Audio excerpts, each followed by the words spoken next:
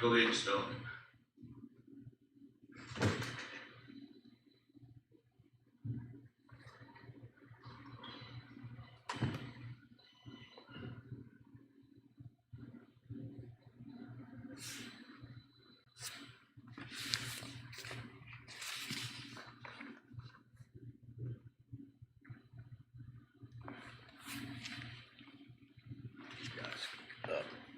Yeah. Slide up here. Hey, Salaki fan having a little technical difficulties, but I'm dealing with it. You know what I'm saying? Ain't gonna stop us, ain't gonna knock us out the box. That's for sure. 1 second, fam. Let me rock this out.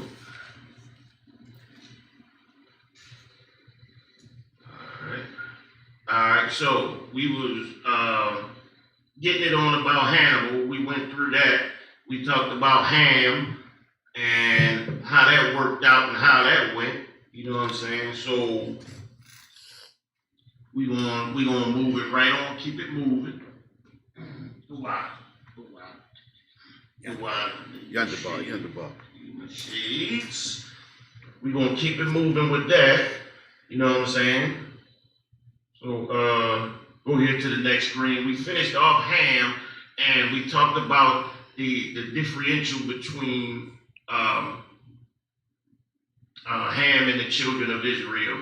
And we spoke about Hannibal was not one of us. Hannibal Barca was the king of Carthage. He was not one of us. So we're going to move on as we do. You know what I'm saying? We're going to get on to this propaganda because in white society, the most important part of it is the propaganda because they do so much evil, commit so many crimes against the people that they must have something to control the minds of the people. And this is, you went to the next screen. Concert. Okay. So we're going to get into the history, that history of propaganda. We're going to talk a little bit about that. I'm going to have a brother read some of the definitions on it and how the history of propaganda in white society came about. This is a way of controlling the minds of the people so that you won't understand or realize what's happening to you. And when you do, the people around you won't, and that leaves your power seriously diminished. All right? They get us at ages of 6 years old when we're sent to their schools. Most teachers are, of course, white women. Those women get our children for the majority of the day. All right? They have us in slavery working so hard because we got to, of course, scratch up from the bottom. Every subsequent black child has to start over. We usually have no inheritance, all right? Very seldom do we have any inheritance. So we have to turn our children over to these people.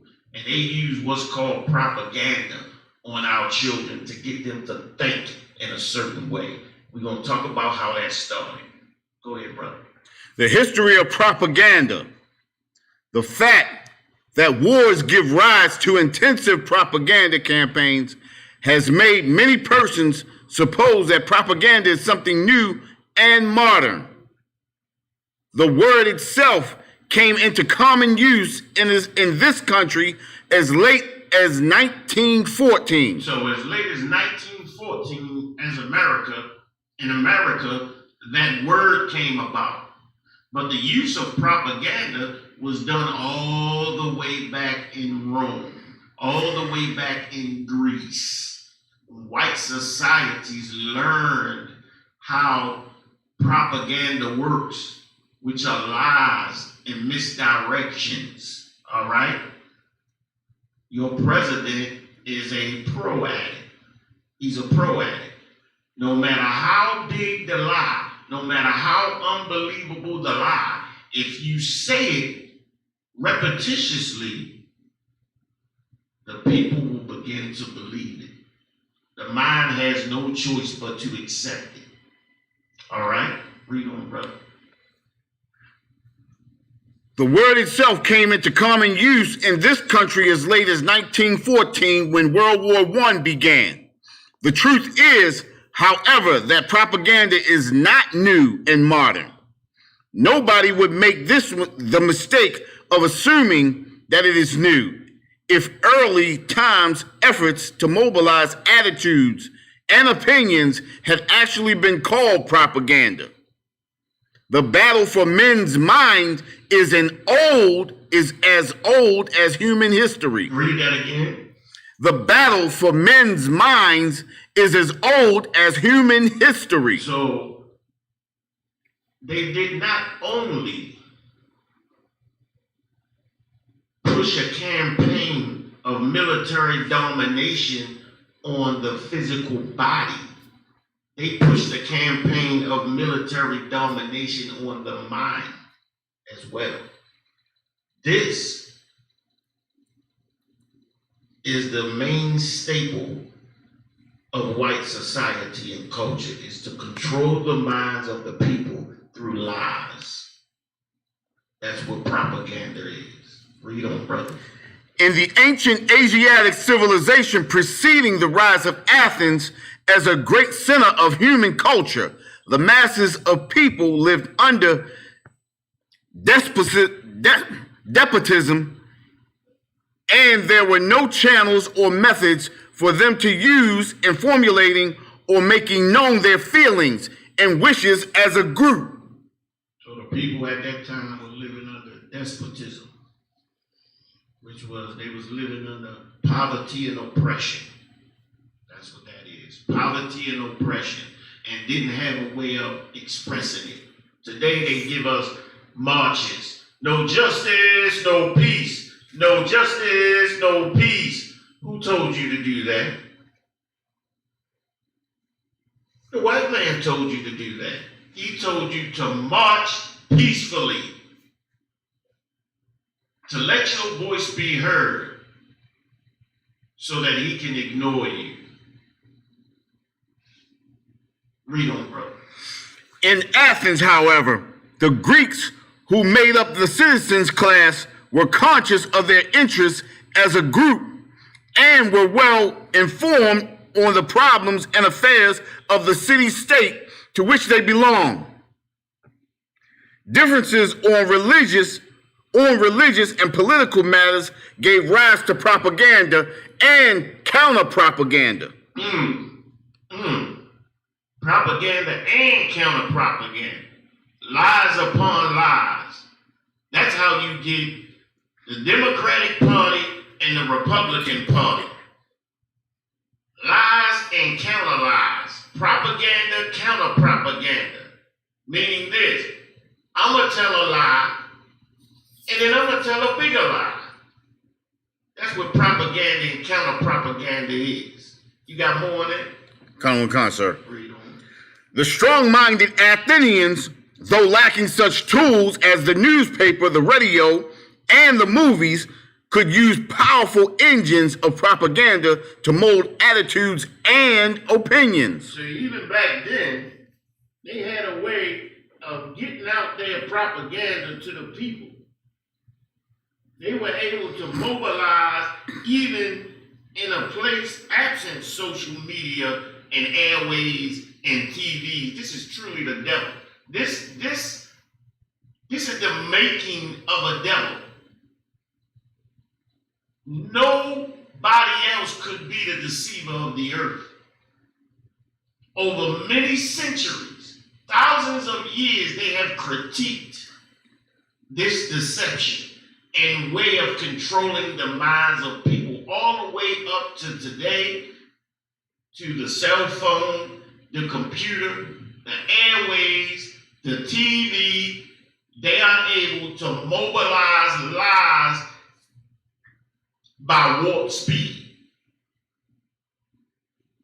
to make you think a certain way, to push you into a certain way of thinking, to make black men effeminate and to make black women masculine. This is just one of the things that propaganda carries, to tell you that you cannot help being effeminate as a man, even though a black man could never be happy being violated by another man. It gives you the excuse to be that because they tell you you're born that way. They found the gene. These are lies. This is propaganda. All right? You got more, brother? Come on, sir. Read on.